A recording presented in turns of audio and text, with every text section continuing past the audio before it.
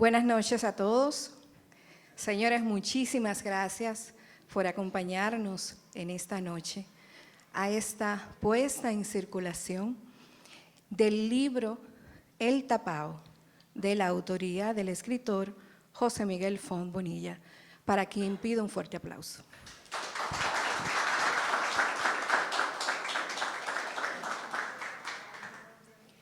Agradecer al Centro Cultural de España por la acogida, por siempre abrir las puertas. Agradecer a cada uno de ustedes que en esta noche, que sabemos cómo está la zona, donde precisamente es el escenario que vamos a recorrer todos en esta aventura que se llama El Tapao. Señores, déjenme decirle que lo que va a suceder en esta noche, después que ustedes se lleven el libro a su casa y comiencen a andar en las callejuelas de la zona, donde hay, no puedo decir lo que hay porque eso es spoiler y Miguel me mata, pero miren, disfrútenlo, porque la verdad que El Tapao es una joya. También quiero agradecer la presencia de familiares que tenemos aquí. Contamos con la presencia del escritor Rafael Chalhub Mejía, para quien pido un fuerte aplauso. Tenemos los amigos del Ministerio de Cultura en la persona del señor Glenn Pars, del Departamento de Animación Sociocultural. Estamos de verdad muy felices porque estamos viendo caras alegres, gente querida y sobre todo gente que se ha desplazado para en esta noche estar con José Miguel, disfrutando juntos lo que es esta puesta en circulación. Quiero llamar a la mesa de honor al señor Ernesto Van Troy. Por favor, Ernesto, pasa a la mesa de honor. Ernesto ha tenido a su cargo el prólogo. Siéntese, Ernesto, siéntese donde usted quiera. Ernesto ha tenido a cargo el prólogo de esta joya que es El Tapao. También de inmediato quiero llamar al señor King Sánchez. ¿Qué figura, señores, tenemos esta noche aquí? Tenemos al escritor e historiador King Sánchez, un gran conocedor de lo que son los mitos, leyendas, historias. ¿Qué tanto decir de King? De lo que es la zona colonial, donde en esta noche vamos desde ya a hacer un viaje. ¿Ok? Y espero que lo disfruten. Muchas gracias.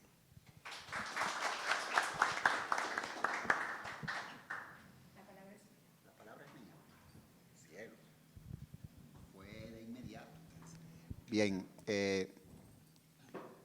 allá afuera yo le decía a unos amigos, pero primero voy a decir algo que me enorgullece bastante, que aquí está el maestro Chalhub, que el primer libro al que yo le hice un prólogo, Chalhub lo vio e inmediatamente le dijo a Ana Romero Franco que ese libro había que publicarlo y que ese prólogo estaba hecho en unas condiciones como poca gente lo había visto.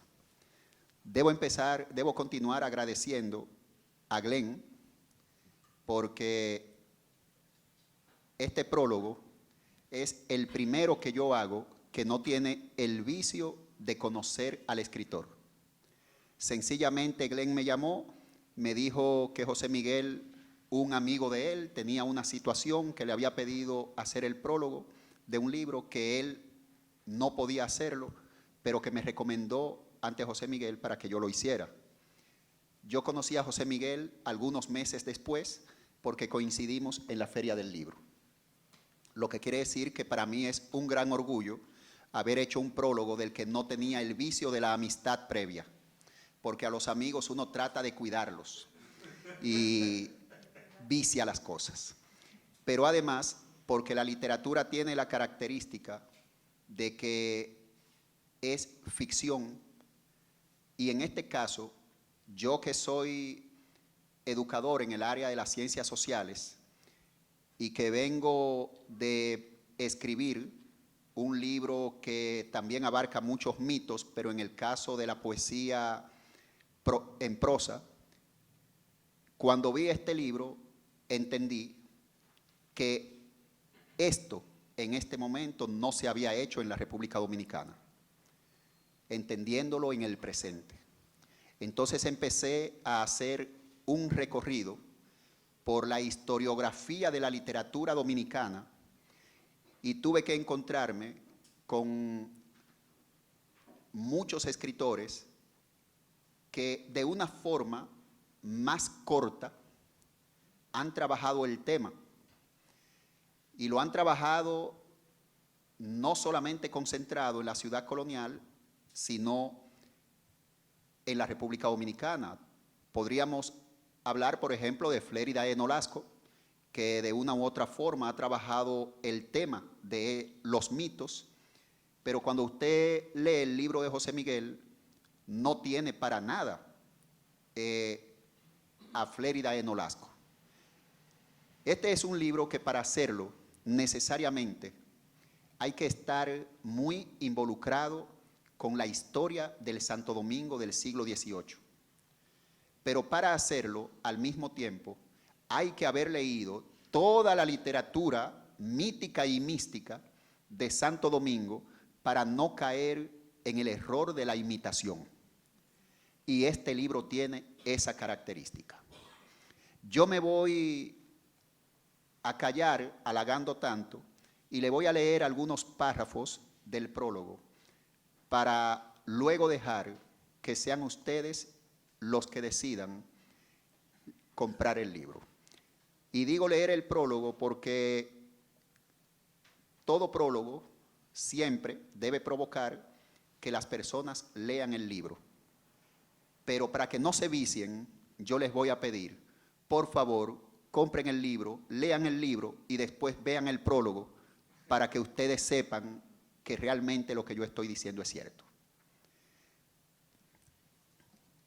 Voy a leer algunos párrafos, lo traje en la tablet, pero como que en el libro se hace más cómodo para la gente con cierto retraso. Este prólogo yo opté por titularlo Relatos de muerte para una historia viva. Y es porque justamente, por más que se quiera negar, Santo Domingo es una permanencia de historia viva. Y como yo le enseño a mis estudiantes, cada segundo que pasa estamos haciendo la historia o redescubriéndola. Porque la historia es la más viva de todas las ciencias. Y en este caso, que se mezcla con la ficción narrativa, lo hace con un placer, generando un placer que yo me atrevería a decir que de este libro, de aquí a la próxima feria del libro, se podrán haber hecho varias ediciones, porque una característica del buen libro es que va de boca en boca y que cada quien lo va recomendando a alguien que lo compre o que lo lea. Y ya estamos en una época donde, salvo Ernesto Van Troy y unos cuantos, prestan los libros con el compromiso de que si se va a quedar con él, que no sea en su estante, sino que ruede de mano en mano.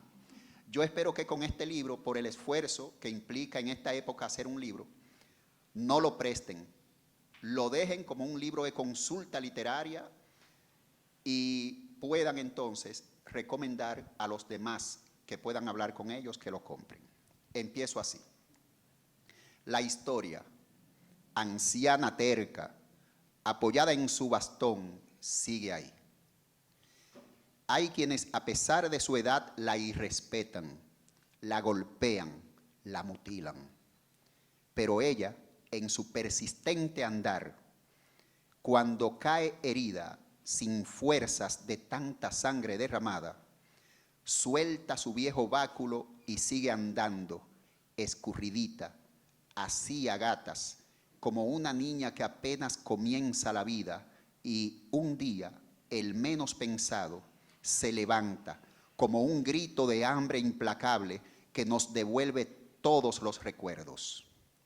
nos estremece y nos lanza las crueles verdades desde el mito o desde la conciencia.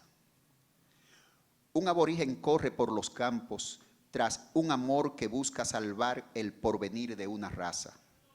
En esto yo me contradigo porque yo siempre he creído, igual que José Martí, que la raza humana es una sola, donde quiera que se encuentre y de cualquier tipo que sea. Es la primera semilla de la vida que se manifiesta en el grito de la luna que se mira en los ojos nocturnos del búho. Es el gran reino de Atabey, donde los hombres se internan en las inmediaciones de Casibajagua y en el que reinan las huellas de las iguapas. Pero toda paz es solo una de las diversas formas que se rompen en la llegada del conquistador, que rompe todos los órdenes establecidos, no solo en esta parte donde Caonabo, Cayacoa y todos los demás perciben unas sombras grises. Allí donde, como dice nuestro autor, los pinos danzaban al roce del aire y al ritmo de los palos, donde el polvo y las agujas secas saltaban al aire en torno a las pisadas danzantes, donde un semí sostiene un plato sobre su cabeza. Es la descripción que hace José Miguel Font sobre las formas de vida pacífica de nuestros primeros pobladores. Esta obra no es producto solo de la ficción. Ha tenido el autor que ser un auténtico lector de la historia, aquella que los cronistas y otros tantos con el paso de los años han narrado y puesto a la orden de las editoriales, para que hoy nuestras generaciones analicemos con la libertad necesaria del pensar, para que mediante esa memoria se describa desde este presente la obra necesaria de vuelta a la construcción de nuevas verdades. Como diría Germán Arciniegas, en el advenimiento de una nueva literatura. En su estudio preliminar de los historiadores de Indias y refiriéndose a los alcances literarios de la época para Europa, el mismo Arciniegas dice: asiste el lector a experiencias tan diversas, todo salpicado de incidentes heroicos, moviéndose los ejércitos sobre el abismo de los inexplorados, de lo inexplorado. Bastaba pintar con palabras comunes aquellas experiencias para que naturalmente surgieran obras de apasionado dramatismo. Y ese dramatismo usted lo va a encontrar en esta obra. El tapao es, por demás, bueno, déjenme volver atrás con un párrafo que cito a Octavio Paz. Con un lenguaje que envuelve, el tapao nos da la historia contada entre rumor, mito y leyenda, alimentando un mundo a la vez trágico y heroico que nos revela lo poético que subyace en la trama, que más que cuentos diversos son un conjunto de capítulos dispuestos para narrar de forma lineal lo que ocurre en una ciudad. Así la obra, como diría Octavio Paz, aquí la palabra es la revelación de sí mismo que el hombre hace de sí mismo. Más adelante, citando a Octavio Paz, esta obra podríamos decir que busca unos héroes que no son los héroes de la ciudad de chocolate que narró Jimmy Sierra. Y dice Octavio Paz: en el fondo de cada prosa circula, más o menos adelgazada por las exigencias del discurso, la invisible corriente rítmica. También hay un ritmo en esta obra que usted siente la musicalidad a medida que lo va leyendo, porque ya en esta obra el ritmo no lo genera el lector, lo genera la obra misma. No los voy a aburrir y voy a dar un salto cuantitativo en la historia, en lo que escribí, para decirles esto. el tapao sigue siendo el gran sospechoso. Su aislamiento y silencio lo hacen el ser más fácil de culpabilidad ante los diversos acontecimientos que resuenan en la ciudad pequeña, donde todos saben quién es quién. Es el antiguo fiscalizador de la fe que para deshacer los pecados ha cometido el pecado mayor. Por eso llega a estas tierras, arrancado del juicio de la ley terrenal que lo persigue. Nadie aquí confirma sus culpas, pero todos sospechan desde su llegada. Es el que suena en todo el rumor de la ciudad, el que va entre los labios de los curiosos en cada tragedia. El rumor se esparce danzando junto a los primeros rayos del día. A cada instante, un nuevo curioso aparece. Quieren observar la mancha de sangre, la mancha indeleble que mientras Bosch vio derramar en forma de café sobre una camisa, sigue por siempre en las calles de esta ciudad, ampliando los recursos narrativos que nos ha dejado una Flérida de Nolasco, un Juan Bosch, un Rafael Damirón, un Marrero Aristi o un César Nicolás Penson, que tanto hablaron de los mitos y leyendas de esta tierra, donde aún el Caribe se revela y nos revela desde sus aguas, y donde el monte sigue siendo libertad. Muchas gracias.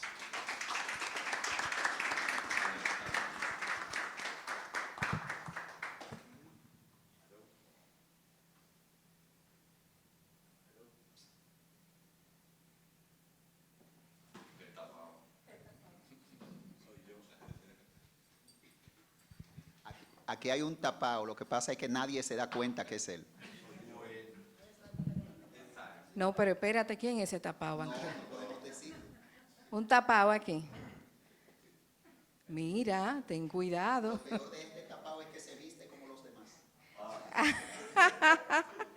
De inmediato vamos a dar la palabra a un gran conocedor, señores, de lo que son los mitos y leyendas de la zona colonial. Cuando hablamos de King Sánchez, se puede decir muchas cosas. Y cuando le preguntó, King, ¿cómo lo presento? Tenemos esta noche al personaje, escritor, un gran conocedor de toda la historia de lo que es esta zona colonial, el señor King Sánchez. Demasiadas cosas que decir de King. Muchas gracias. Gracias. Muchas gracias. Las coincidencias de la vida son tremendas y han acuñado últimamente la palabra diosidencias, que son las coincidencias que Dios hace y que van encadenadas para producir un resultado. Hace poco llegué a casa un poco tarde, encendí la televisión y haciendo un pequeño zapping para ver, mientras me preparaba para acostarme, oír algo, ver algo. Capté Televisión Española, estamos en un sitio que tiene que ver con España, ¿verdad? Y estaban pasando una película de un señor que se había casado con una señora que publicó uno de esos libros intrascendentes de sociales y que se hizo bestseller, pero él también pretendía ser escritor. Y ahí van los celos, los líos, ella que se hace la rica y que lo vota, etc. Él está participando en un taller de escritura.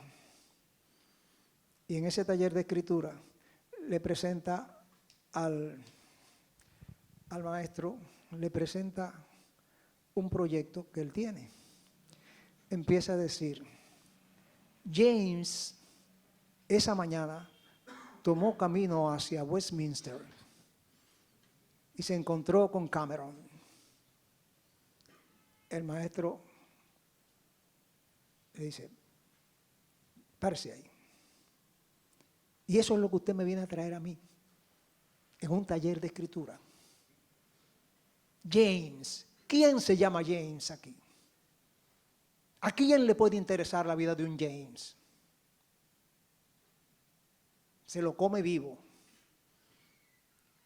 Hágame otra cosa.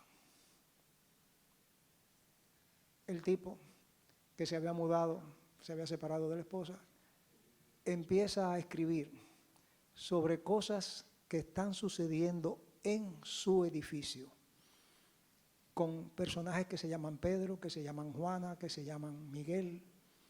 O sea, las cosas que le están pasando a la gente de ese edificio y cómo se entrelazan las vidas de la gente de ese edificio y cómo se contraponen, etc. Entonces, le lleva al profesor aquel proyecto y el profesor dice, sí, ahora sí usted está haciendo algo que le atañe, que le va y que nos va a todos y que nos interesa a todos, porque está escribiendo sobre nosotros. Perfecto. Una coincidencia. Otra coincidencia. Leyendo la vida de Astor Piazzolla, el gran renovador del tango argentino, nos dice esa biografía, que Astor Piazzolla se fue a estudiar música a París y que en París fue aceptado por una de las más exigentes maestras de piano de París, de piano, de composición y de armonía.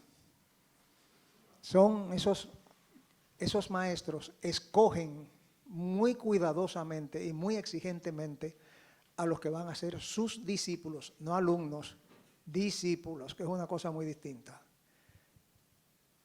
Y Piazzolla, cada vez que iba con ella, fracasaba estrepitosamente. Ella le ponía un trabajito y él llevaba algo y ella, hasta que un día le dijo, yo no lo resisto a usted. Usted quiere ser Debussy, usted quiere ser Chopin, pero usted no va por ahí. Mire, tóqueme algo suyo, algo de su país, cualquier cosa de su país. Y el señor empezó a tocar aires medio folclóricos hasta que aterrizó en el tango.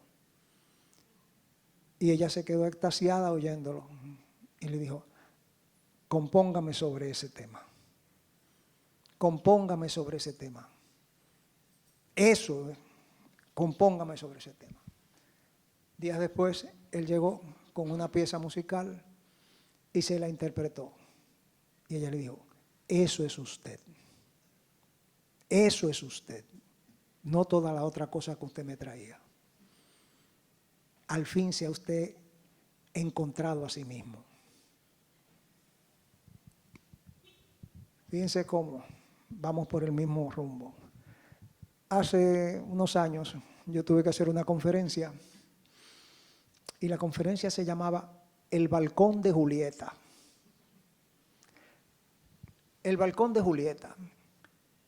Y empezaba diciendo que en la ciudad de Verona, en Italia, hay una casa y un balcón en esa casa que es famosísimo y en el que todo el mundo se fotografía, porque ese es el balcón de Julieta.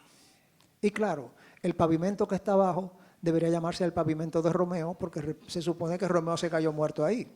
Pero bueno, así son las cosas, el estrellato. Y resulta que, a diferencia de nosotros, los italianos son muy talentosos en sacar dinero. Los dominicanos con el dinero somos como un poco, no nos interesa demasiado. Resulta que esa casa a la que se ponen sillas afuera está en un cul-de-sac, en una calle que no tiene salida. En esa casa se escenifica diariamente la escena aquella de Romeo, mi Romeo, Julieta, mi Julieta, y etcétera, etcétera. Y hay sillas que se pagan muy caras, y luego de la escenificación de aquella escena famosa, la gente sube pagando también un extra por fotografiarse en el balcón de Julieta. Ven ustedes, le sacan dinero por sentarte en las sillas y ver la escena y por ir al balcón. Pero resulta una cosa, que Shakespeare, hasta donde se sabe, nunca en su vida fue a Italia. Y que hasta el momento él no hizo ningún estudio histórico sobre las familias de Verona y por lo tanto Julieta es un invento de Shakespeare absoluto y total. Y si ella es una habitante del cerebro creativo de William Shakespeare, esa casa es totalmente falsa y el balcón también es falso. ¿Y la acera? ¿Perdón? Y la acera también. Y la acera también, exactamente. Entonces, ¿a dónde estamos? ¿En qué vamos? Que Italia, el país donde la historia sobra, donde sobra la historia, y la ciudad de Verona especialmente, han tenido que tomar prestado a Inglaterra. Inglaterra a su vez tomó prestado a Italia un tema, que es el tema de las familias que se matan unas con otras. Han tenido que tomar prestado un tema y crear algo que es falso. Pero todos los que van allí se sientan, pagan por ver y pagan por subir y fotografiarse. ¿De acuerdo? Espera. Por el tapao, hasta ahora, mi querido Minicucci, nadie paga un bledo, ni un chele, porque esa casa está ahí y la gente pasa y ni siquiera sabe que está ahí. La casa está más tapada en la cabeza de la gente que cuando tapan algo con un velo. Entonces, aquí hay una ventana que es única en América, única, porque, no sé, por algún capricho o quizás cuestiones de la moda, el modelito dejó de usarse cuando se llegó aquí. Aquí se usó y en el resto del continente y de las islas, más nunca se volvió a usar. Tiene una historia, pero ahí nadie paga por ir a ver la historia, ni mucho menos pagan por ir a fotografiarse en la ventana. Esa es una diferencia.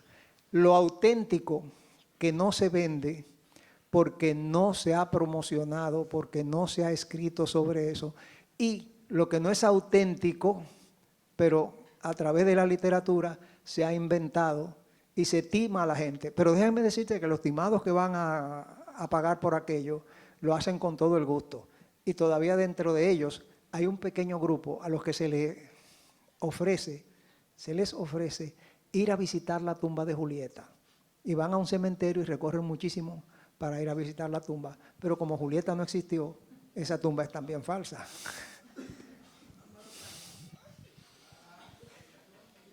Aquí todo el mundo pasa por la casa del tapao y no sabe qué es la casa del tapao. Para nada. La gran mayoría de la gente no lo sabe. Fue de los Piñeiros.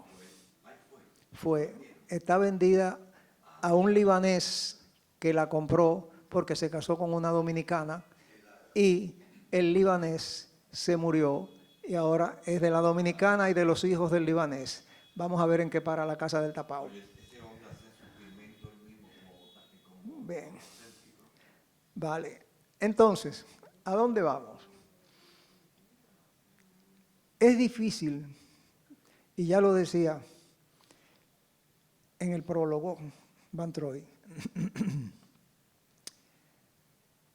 encontrar escritores dominicanos que se sitúen en el país, que se sitúen, estoy hablando de una generación reciente, que se sitúen dentro del país y dentro de los motivos y las situaciones del país. De un país que ya hace años que no le debe nada a España, que no le debe nada a los indios y que no le debe nada a África, porque ya nosotros somos el resultado de todo aquello somos los criollos. Somos los criollos. Agradecemos todo lo que nos dieron, pero somos la suma de todo eso. Y esa suma mira hacia atrás, sin complejos, sin prejuicios y sobre todo sin trauma. Yo no tengo el trauma de la esclavitud, primero porque yo no la sufrí, pero no tengo por qué traumatizarme porque mis antepasados la sufrieron. Pero sí puedo analizar, sí puedo hablar sobre ella, pero ya yo soy otra cosa. Entonces, encontrarse de repente con alguien que utiliza un tema dominicano, un tema de la ciudad colonial, un tema ancestral como es el tapao, pero que lo utiliza originalmente, que no se apega a la historia, sino que usa la ficción, como Stefan Zweig lo usaba, como lo usan muchísimos otros que hacen de una novela histórica y ficcional y crean una obra nueva. Pero para eso, como decía Van Troy, hay que, más que investigar, porque José Miguel pudo haberse pasado 7 años, 8 años investigando sobre la ciudad colonial. Eso no es nada con haber nacido aquí y haber crecido aquí. Y haberse encontrado alguna vez caminando por una calle con los fantasmas de la ciudad colonial. Y ahí sí empieza la cosa. Porque para encontrarse con esos fantasmas, tú tienes que amar esta ciudad, amar sus rincones, creer en ella y sentirte orgulloso de su historia. Y entonces, sin darte cuenta, un día ya eres uno de esos fantasmas, porque puedes conversar con ellos, porque puedes tratar con ellos de tú a tú y sentarte en el Parque Colón con ellos y hacer que la estatua baje a hablar contigo. Entonces, cuando tú empiezas a leer esto, no hay manera de parar. Estás leyendo autenticidad, pero estás leyendo creatividad. Estás leyendo lo que le dijo a Piazzolla, la profesora, ahora eres tú. Ahora eres tú. Y estos capítulos que parecen ser capítulos inconexos, tienen una hebra de hilo que los va coordinando, que los va cosiendo de una manera u otra y te va llevando a un final fabulosamente sorprendente. Entonces, un libro que se come prácticamente, que el que no puedes parar y que te va llevando a ambientes que tú miras desde otro punto de vista. José Miguel les está dando a ustedes un ojo de la cerradura para que ustedes metan la llave y se metan dentro de una ciudad por la que pueden haber pasado 1000 veces sin ver qué tiene un poco más allá. Van a pasar a una dimensión muy interesante. Lástima que aquí no sea Radio Televisión Española, porque esto, o que sea la televisión americana de la época de Hitchcock, porque esto podría dar una serie como Hitchcock presenta, o aquella que se llamaba Twilight Zone. En fin, sería televisivamente sumamente interesante. Pero como no hay televisión, todos nosotros tenemos aquí esa pantalla en la que podemos ver. Y tenemos el escenario, que lo conocemos casi todos. Y si no lo conocen, ahora lo van a conocer y se van a meter por ellos. Y van a saber dónde estaban los barrios bajos de la ciudad y dónde estaba tal o cual cosa. Van a saber que habían aquí españoles, africanos e indios.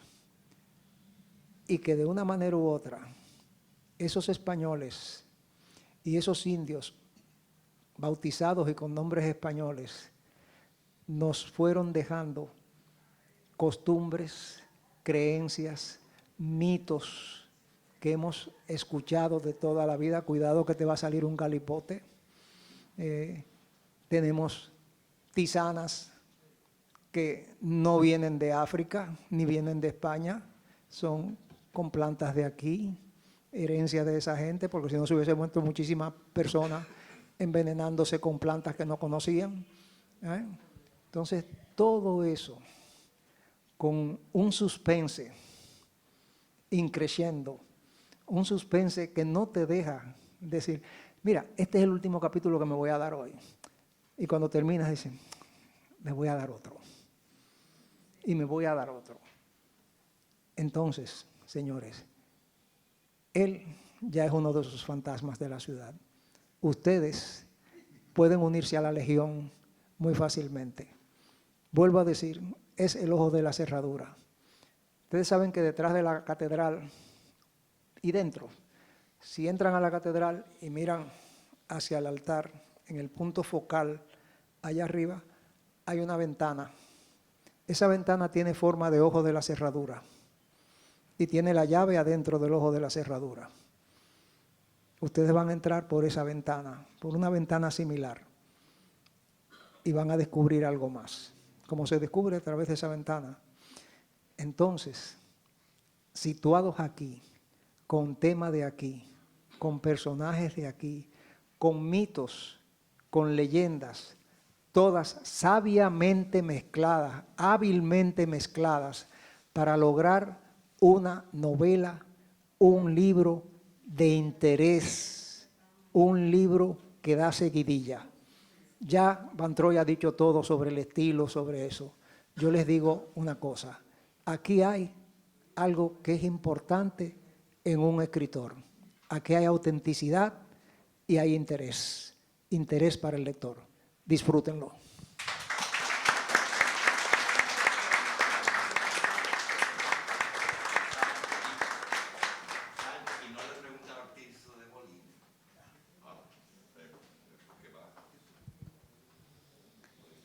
Ay, ay, ay, ay, ay, ay.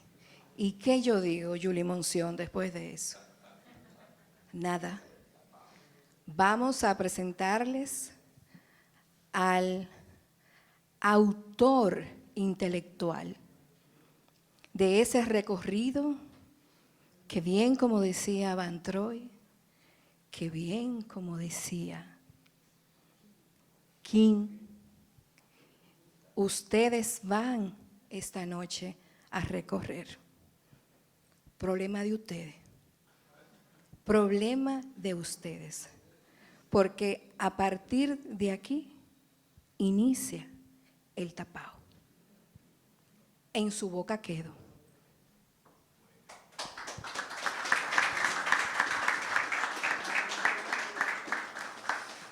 Bueno, muchas gracias a todos los presentes por su apoyo. Personas que tenía años que no veía, se dieron cita hoy y estoy muy agradecido. Muchas gracias a Van Troy por el prólogo, por su palabra de hoy, a King por su palabra. Yo lo que le traje es un pequeño relato de cómo este señor surgió. Una prima noche, sentado en los fríos y férreos barrotes del confidente de turno, en el calor del compartir entre amigos, algunos de los cuales están aquí, inmersos en cuentos, retóricas y temas banales, surgió un pequeño e irrelevante diálogo sobre un alcaide. Esta, como un eco, retumbó en mí con ansia de sublevación, dando como resultado el primer relato sobre un alcaide en la fortaleza Osama. Como la palabra alcaide hoy día se utiliza para el gobernador de una fortaleza o de una cárcel. Como quise hacerlo de una fortaleza, de la fortaleza Osama, naturalmente tuve que transportarme en el tiempo a época en que la fortaleza Osama estaba hábil, y de ahí empieza todo. Luego llegaron otros, tomando preeminencias los mitos y tradiciones culturales de la antigua ciudad amurallada. Un enigmático personaje ataviado de una larga capucha, ocultando su rostro, irradió con su oscuridad todos los relatos escritos y por escribir. Como un vampiro se alimentó de rumores y poco a poco se apoderó de estos. Una pequeña ciudad del siglo XVIII donde el rumor como punzón la atraviesa, exponiéndola. El tapao, gracias a su enigmática identidad, se convierte en el responsable de cuantas desgracias llegadas a lomos de bestias, en la popa de mohosos maderos de caballos de mar o aquellas naturales de cualquier pueblo, es condenado. Como todo relato sobre una pequeña ciudad, ésta se verá salpicada de los acontecimientos de otro. Y así se va hilvanando los mitos y leyendas de hoy.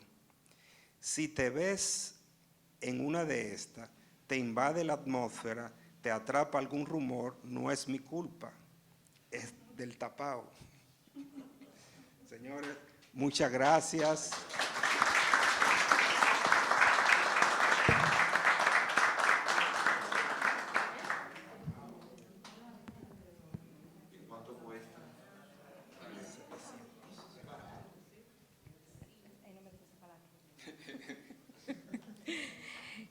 Damos por finalizado este encuentro de amigos, de escritores, de familiares y inicia el recorrido. Si quieren preguntarle algo a Miguel, si alguien tiene alguna curiosidad, no sé. Este es el momento, ¿verdad? Esa es la idea, que vayan allá a preguntar. Buenas noches, muchísimas gracias por darnos este abrazo y iniciar este hermoso recorrido que es el tapado. Buenas noches, gracias.